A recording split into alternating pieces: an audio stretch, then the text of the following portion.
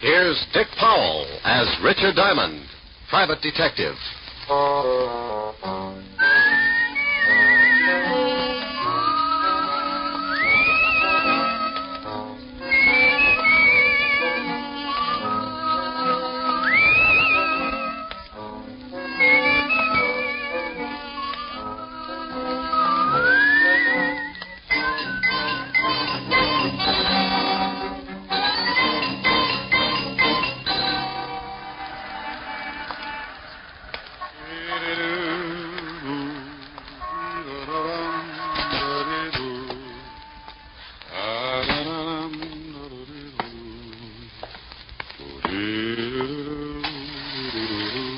Good afternoon, Mr. Diamond. Oh, afternoon, Ed. Have a good lunch, Mr. Diamond? Too early to tell. Hey, you must shave with a dull razor. You got a scratch on your face. I use a rake. Here's your floor, Mr. Diamond. Thanks, Ed.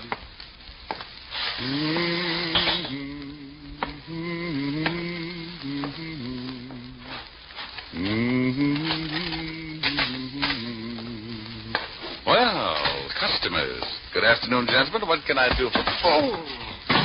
Oh, that was nifty, Ziggy. Is that Diamond? Yeah, Chino. That's him. Pick him up and drag him over to the chair, Ziggy. Sure thing, Chino. He's really out. Yeah. See if you can bring him around. Be a shame if he missed anything. Chino, would you mind holding my ash can handle? It might break his jaw. A pleasure, Ziggy. Diamond. Diamond. He looks like he ain't gonna make it. Maybe you slapped him too hard. You hurt me, Ziggy. You know how careful I am. Here. Try this pitcher of water. I felt like I was lying in the middle of a crowded sink and someone had piled all the dishes on my head. They turned on the faucet and I floated up with a dirty coffee cup and took a look around. I treaded water and squinted through my dewy eyelids at two of the ugliest dishwashers I'd ever seen. He's twitching. Oh. See, Ziggy, he's just lazy. Diamond, let us know when things start making sense. Oh, that's a dirty trick. Oh, he's talking screwy. What's a dirty trick, Diamond? I'm stuck in the drain. I think you hit him too hard. He's liable to be talking like that from now on. Give it time. Diamond, you'll pull yourself out. Yeah. How did you monkeys get in here anyway? He's back. Now go to work, Ziggy, but keep him with us. Hey, wait a minute. Oh! That's enough, Ziggy. Can you hear me, Diamond? He don't like it. He's going to be hard to get along with. Belt him across the ears. He'll listen. Hear me now? He's nodding his head. I guess he wants to keep his mouth shut so the teeth don't fall out. Fine. Now listen, Diamond. When you get a call from a Mr. Barton, turn down the job. Understand? Ziggy, see if he's tuned in. Oh. Yeah, Chino. He says now he's got his shirt on. Remember, Mr. Barton, you don't want to work for him. Think he gets it? Sure, Chino, but he looks tired from the strain. Oh, then put him to sleep, Ziggy. Nighty-night, time. He didn't have to say nighty-night. It was only 2 o'clock in the afternoon. He tapped me once more with a galvanized sleeping pill and tucked me away for a rest. The next thing I knew, a pair of gray suede gloves were patting my sore face. Maybe he didn't want to leave any fingerprints on my bruises. Mr. Diamond, can you hear me? Oh, you know, this can get monotonous. Go away. Should I call the police, Mr. Diamond? What? Oh, I was expecting uglier company. Could you sit up? I'm getting some of your blood on my shoes. That's tough. I'll turn it off. I'll bet your name's Barton. Why, that's right. How did you know? I'm lucky. Now get out of here. But I want to talk to you. I just had one long conversation, but it was too one-sided. Go on. My health is doubtful, but it's fun to have it around for company. Maybe $500 would pick you up? It might, for a while, but I don't like to waste that kind of money on funerals. $750? So they line the coffin with velvet. 1,000. You're begging to make a short life sound practical. If you do the job successfully, there'll be another 1,000. You just bought yourself a corpse. Let me wash up. Talk some more. I can hear you. It's my son, Roger. He thinks he killed a man. He thinks. What do you want me to do? Find out for sure so I can brag about it? Ever heard of a John Alter? Sure. Walt Levinson sent him up 5 years ago on a manslaughter rap. Well, he doesn't like it up there, and he'd like to get out. I don't blame him. What's this got to do with your son? I'm chairman of the parole board. Oh, you look much better now, Mr. Diamond. I can't stand the sight of blood. It doesn't bother me. It happens every week. So, you're the chairman of the parole board. Yes, some of Alter's friends promised to keep quiet about my son if I let Alter go free when he comes up before the board next week. And you think maybe your son was framed? Yes, about a month ago, he met a girl in Florida. Her name is Lenore Brown, and she's a friend of Alter's. How did they spring the frame? I beg your pardon? You must associate with a higher type thug. Spring the frame. Made it look like your son killed somebody. Oh. Well, when Roger, that's my son, went to pick up the Lenore girl at her apartment, he found her struggling with some man. That happens. It looked like he was trying to kill her. There was a gun on the floor, and she called to Roger for help. He picked up the gun and shot the man. She told Roger he had killed him and that he must get out. When we went back, they were both gone. About a month later, some of Alter's friends got in touch with me. Oh, and they forget about the killing if you let Alter out of Sing Sing. That's right. I don't remember reading anything about it in the papers. Well, you're the first one outside of Alter and his friend who know anything about it. You see, they say they're hiding the corpus delicti, so there was no report of the murder. Keeping a stiff handy isn't that easy. Why didn't you call the law? If my son did kill this man, that's the first thing I intend doing. But I have a feeling this man is not dead. Oh, you think maybe they staged the killing? Put blanks in the gun, and after your son beat it, the stiff walked out under his own steam? That's what I want you to find out. If my son is innocent, I want you to bring the parties responsible to justice. Amen. Here's a check for $1,000. If you find the girl and prove my son innocent, there'll be another 1,000 in your pocket. I'll sew up the holes. Well, thanks, Mr. Barton. I'll start right away. Goodbye, Mr. Diamond. You can reach me at the Wentworth Hotel. I'm staying there until this matter gets cleared up. I won't get in touch with you unless I find something. The guys who worked me over are pretty set in their ways, and there's no sense in you tripping over a lot of dead bodies.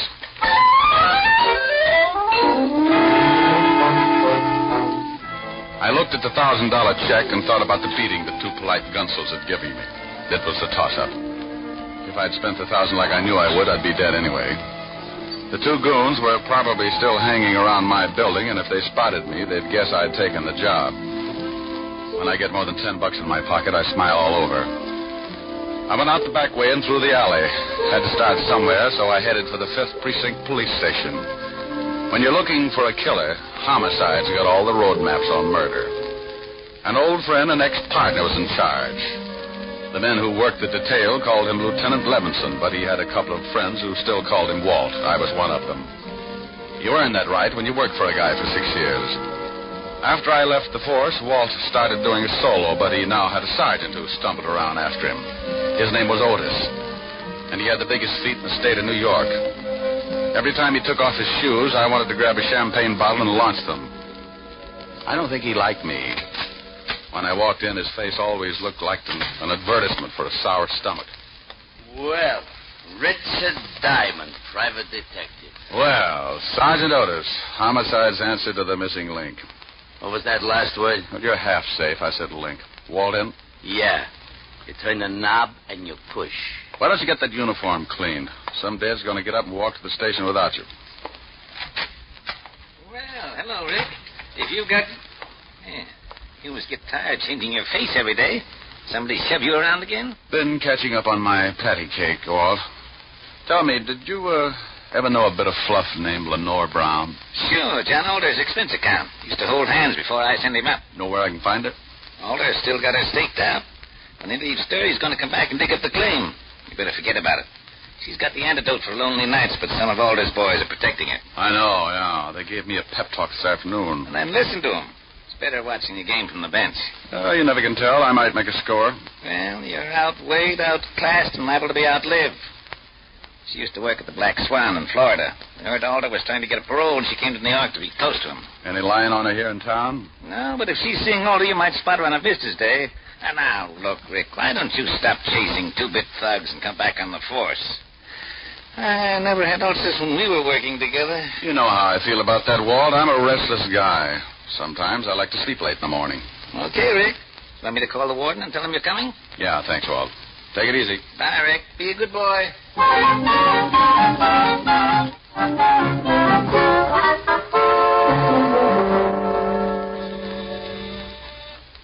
Yes, Paul?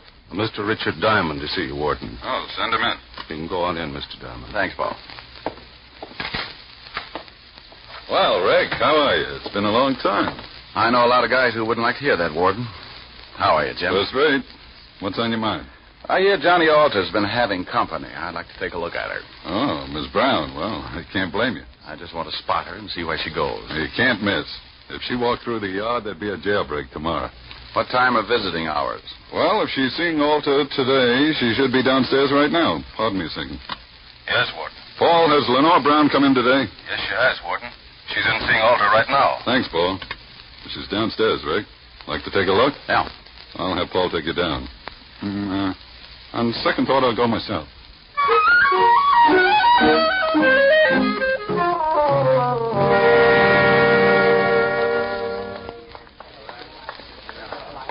There she is, sitting at the end table talking to Alder. Oh. Now I know why Alter needs a lot of money. She's wearing enough mink to carpet Radio City. You should get a load of her on a warm day. Coat doesn't stop me. She'd show up, even if she's wearing a tent. How long has she got with Alder? About another 5 minutes. Warden, maybe I'll let you put me away for a couple of years. With something like that to look forward to on Visitor's Day, I might go for the change. Well, you'd get tired of just talking. Think what you could do on the outside. Yeah, I am, but it would probably send me right back up here. You want to stick around till she's through talking? Thanks, Jim. I'll wait in front till she comes out.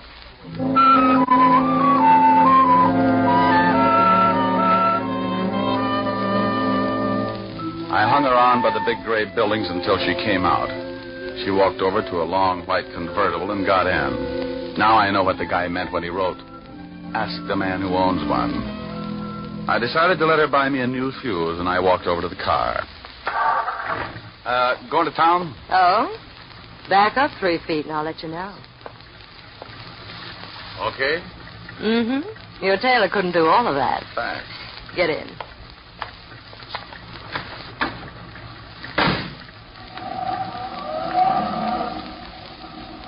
Visiting? Yeah, the warden's an old friend. How many years did you know him? Baby. I've been going home every night all my life. Every night? Well, almost. What do you do with the almost? Depends. Everybody likes something different.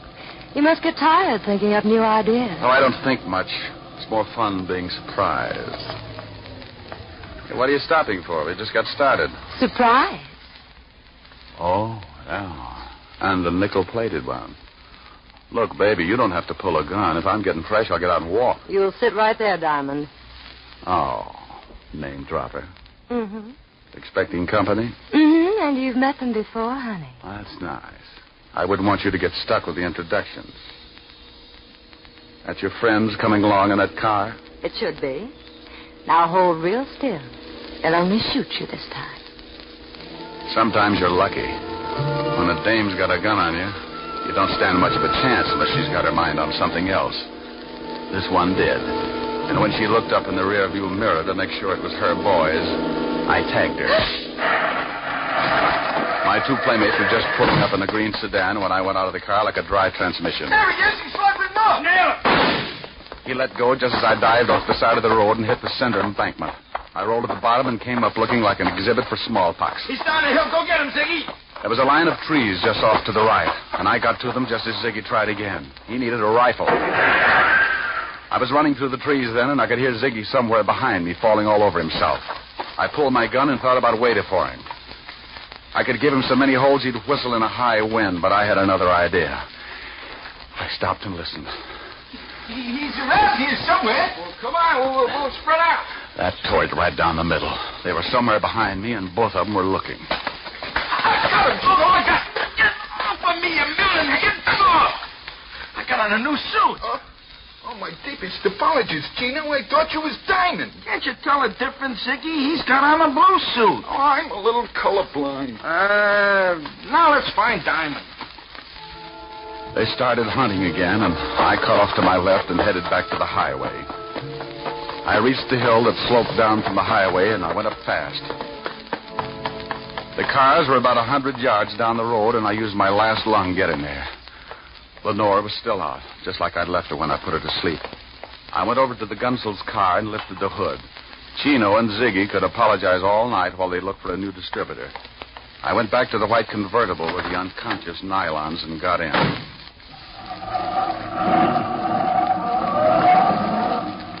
I noticed something lying on the seat. It was her purse, and she didn't wake up when I grabbed it.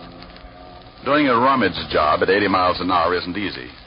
But there wasn't much of interest anyway, just a little black book. I needed a gimmick, so I stuck it in my pocket. I put the purse back on the seat just as she started coming around. Oh. Well, now that's it, baby. Sit up and look at the pretty scenery. How did you get here? Where's Ziggy and Chino? Playing Peter Pan. Jaw hurt? Yes, you heal. Play rough and you get hurt. Where do I take you? My apartment, I guess. You're going to ask a lot of questions, and I don't talk much. We might as well figure out something to fill in the lull.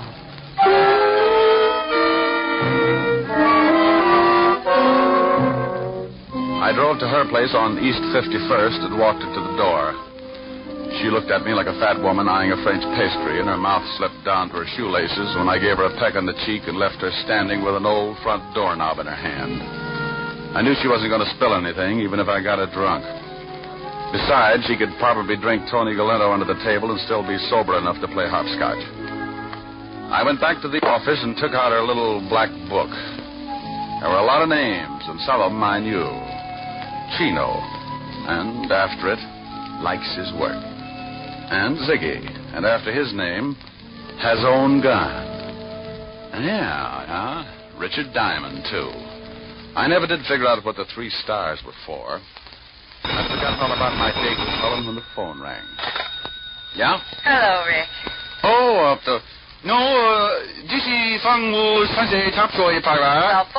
Call Mr. Richard Diamond to the phone chop.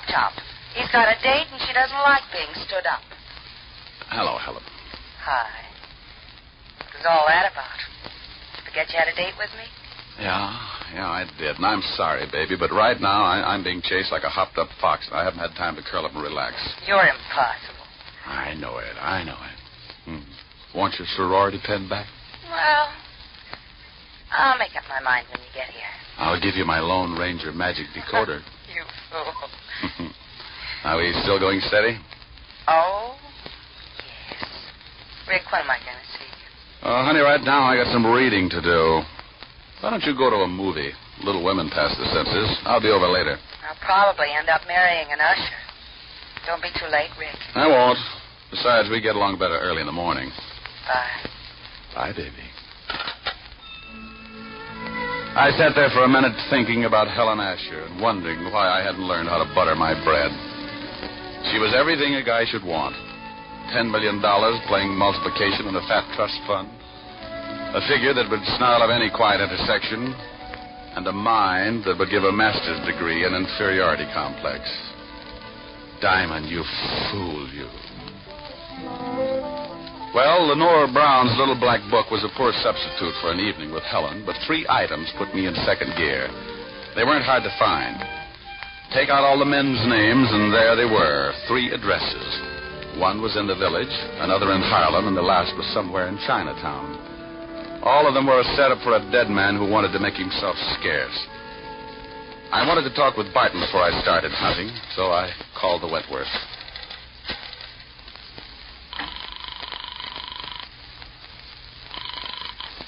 Wentworth Hotel. Mr. Barton, please. Yes, sir. I'll ring him.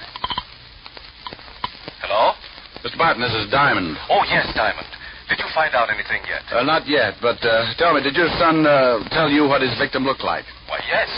He said he was a dark man with a scar from his nose to his chin. He said he'd never forget it. Oh, well, thanks. Maybe I'll call you tomorrow. I hope you clear this thing up in a hurry. So do I. I want to get my nerves untangled.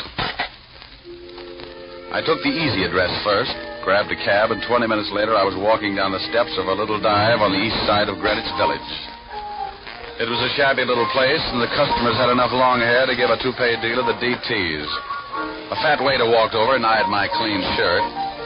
He was wearing an apron that looked like he'd made the salad on it. He was swell.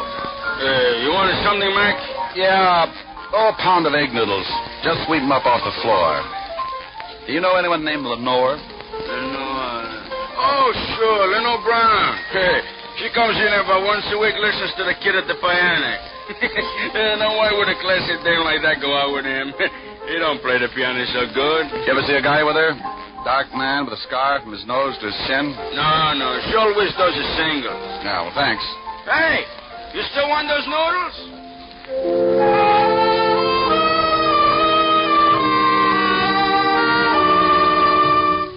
I walked out, got back in the cab, and marked off Greenwich Village in the little black book. The second address was on the fringe of Harlem, the Hill, they call it. The night was black, and the fog had rolled in off the East River and staked out a claim all the way to Lenox Avenue. As I walked up to the old brownstone, my nerves started screaming SOS. I stopped cold and looked down at two gleaming eyes, like two pieces of polished glass shining in the glare of the dim street lamp. As I got used to the darkness, I could make him out. He was a big, white, battle-scarred bulldog, and he had some ideas of his own. He started shuffling in slowly, jerking back his lips and showing a row of white teeth. Hold it, Lucifer. I hadn't heard him come out on the porch. He was a big man wearing an off-white undershirt. And from what I could see, he looked meaner than his dog. The animal stopped, but he kept facing me, showing off his toothpaste smile. He won't hurt you, mister, unless I tell him to. I'll think about it for a while. I'm a poor substitute for horse meat. What do you want?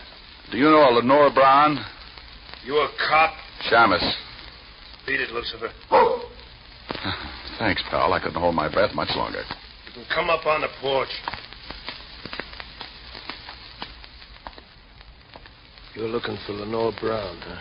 Yeah, know her? I met her. My wife works for her. Is your wife in? Yeah. Esther! Yeah? Come here. Some private dick wants to talk to you. She's Miss Brown's private maid. Yeah. Your husband tells me you work for Miss Brown. Yeah, what's she done? She got many friends? Men friends. Yeah. You know a dark man with a scar? Oh, sure, I know lots of them. What are you talking about, woman? Oh, I met someone who Miss Brown knows. What did you mean by that, mister? Look, I really don't know anybody with a scar. Now you better beat it. Yeah. Get moving. And I want to talk to you, woman. Get in there. Yes, honey. I knew she was going to get bruised, but he looked rough enough to cut my windpipe, and I wanted someplace to pour my coffee down in the morning.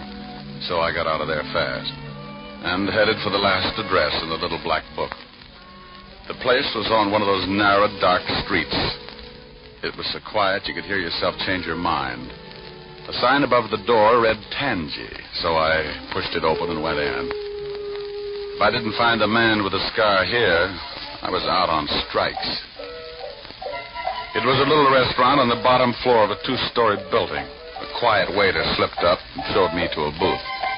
He shoved a menu in my hand and disappeared before I could ask him anything.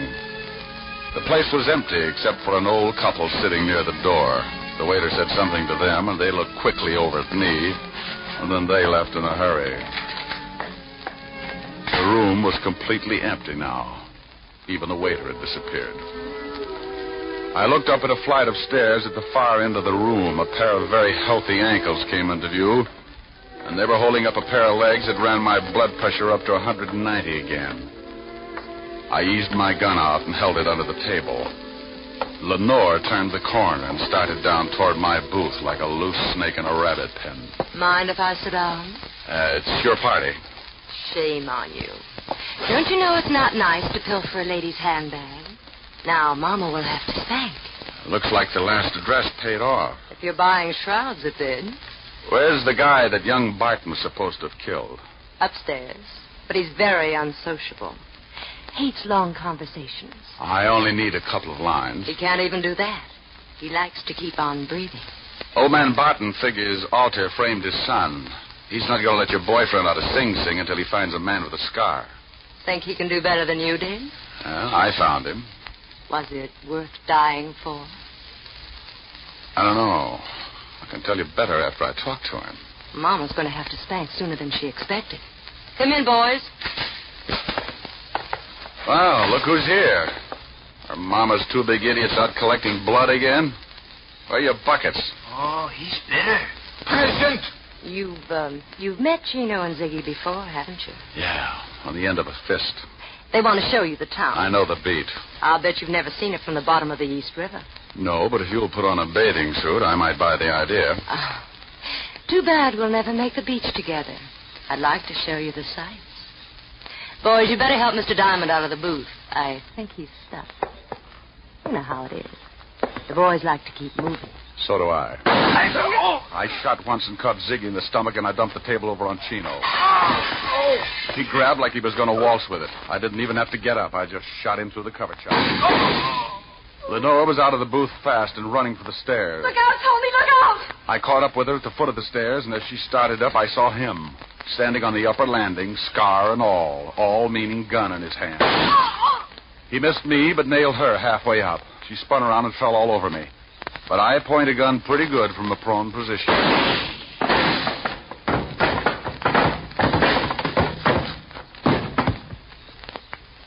You should have kept your nose up, mister. A bad landing washes you out.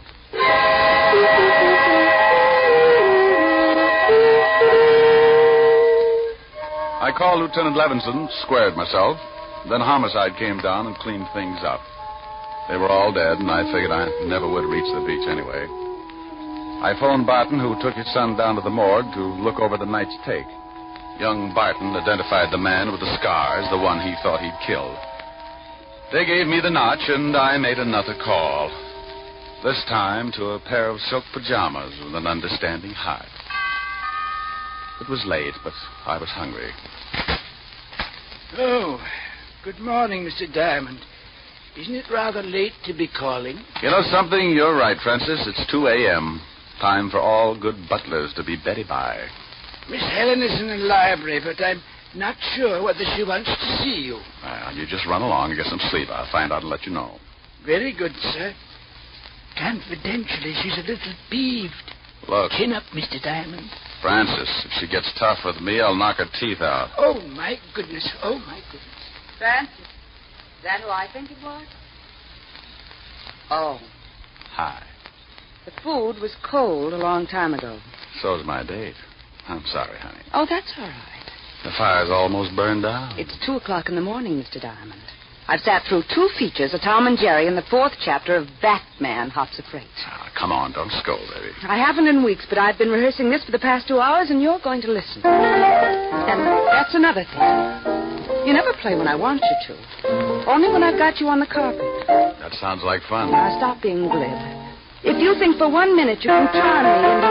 Out of your face with the sunshine, put on a great big smile. Now, stop that and listen to me. Okay, I'll shut up. Well, go on. Oh, now you made me forget what I was going to say. Well, if you can't remember, honey, hold a good thought.